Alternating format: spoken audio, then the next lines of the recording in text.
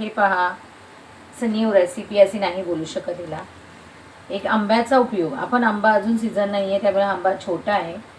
आपण नेहमी आंबा कसा आणतो, कापतो, मीठ मिरची लावून खातो. पण हे काहीतरी नवीन, हे सगळ्यांनाच माहिती असेल. आम्ही कोकणी आहोत त्यामुळे आम्हाला आंब्याची चटणी, आंब्याचा मुरंबा किंवा गोड आंबा ह्या अशा प्रकारचे आम्ही खूप काय करतो. पण आज माझ्याकडे खूप छोटा आंबा होता आणि खूप म्हणजे कच्चा आहे, छोटासा आहे. तर त्याचं काहीतरी नवीन असं करूया आपण. हे पहा, ही कढई ठेवली आहे. त्या कढईमध्ये आपण थोडंसं तेल टाकूया. जास्त नाही, थोडं टाकायचं. कढई चांगली गरम झालेली आहे. हे बघा, त्याच्याबरोबर तांदळाची भाकरी, हे बटाट्याचे काप केले आहेत. झटपट, त्याची रेसिपी अपलोड नाही केली आहे मी.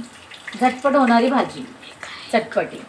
ही राई टाकते आहे, थोडीशी राई टाकायची त्याच्यामध्ये. काही लोक कढीपत्ता पण टाकतात, मी कढीपत्ता पण टाकते. थांबा, तुम्हाला दाखवते. हा आपला खूप टिकावा म्हणून आता काढून कढीपत्ता ठेवला होता मी डब्यामध्ये भरून. राई थोडी तडतडली, जराशी कापूस अशी भाजलेला वास आलं की त्या आंब्याला आपण त्याच्यामध्ये हळद, लाल मिरची पावडर आणि मीठ असं साहित्य टाकायचं. पहिलं आपण आंब्यासाठी आंबा न टाकता पहिलं आपण लाल मिरची पावडर टाकूया. जेवढी तुम्हाला तिखट हवी त्या हिशोबाने तुम्ही टाकू शकता. थोडीशी हळद, मसाला जळला तरी चालेल कारण त्याची टेस्ट आहे ती जळल्यावर येते. आणि मग हा आपण चॉपर केलेला कच्चा आंबा वापरायचा आहे आणि छान असा परतून घ्यायचा आहे. परतल्यानंतर खूप असं तो शिजल्यानंतर तो नरम होणार. आणि जर का तुम्हाला तिखट खायचं तर तुम्ही तिखटच ठेवू शकता. पण आमच्या घरी थोडंसं चटपटा असा लागतो त्यामुळे मी ह्याच्यामध्ये गूळ किंवा साखर वापरणार आहे. तर हा छान असा मसाला जळला आहे. छान थोडंसं पाणी वापरणार आहे कारण आंबा शिजण्यासाठी पाणी हे गरजेचं आहे. वाफेवर पण शिजवू शकतो, पण कसं आहे, आंबा कच्चा होता, खूप छोटा होता, त्यामुळे त्याला पाण्याचा वापर थोडं गरजेचं आहे. आणि त्याच्यावर मी मस्त तांदळाची भाकरी, बटाट्याचे काप केलेले आहेत. माझ्या मुलाला खूप असं भाजी नसली की झटपट असं काहीतरी पाहिजे असतो. हे बघा, हा छान असा आंबा असा परतून घेतला आहे.